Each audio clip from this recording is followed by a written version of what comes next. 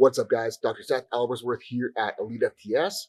One of the first exercises, or one of the first things that people are told to do when they experience back pain is a bird dog. And if that isn't getting us where we want to be, the first question I want to ask that lifter is, how are they doing their bird dog? Are they actually doing it with intent, or are they just going through the motion?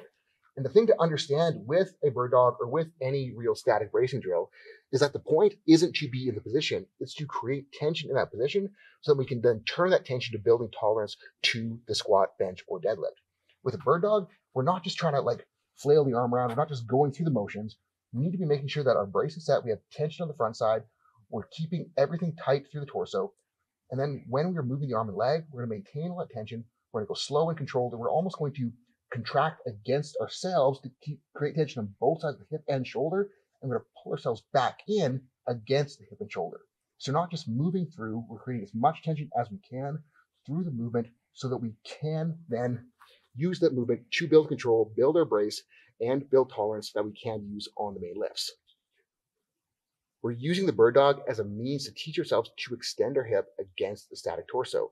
The problem with the bird dog, though, is that we're only really able to create as much tension as we can against ourselves, so it becomes difficult to progress it in loading to scale our way up. One of the easiest ways to build off of the bird dog pattern is to progress single leg hinge variations. So first one that I get people to do is a kickstand deadlift. So we'll go with a staggered stance. I want to load the opposite hand of the front foot. And then all we're going to do is we're going to hinge into this hip, trying to push out. And while we're doing this, we're going to make sure, again, that we're keeping the tension on, that we're keeping tension between the ribcage and pelvis. Everything is locked in, everything's tight, and we're putting the motion into the hip, then using the glute to extend our way back up.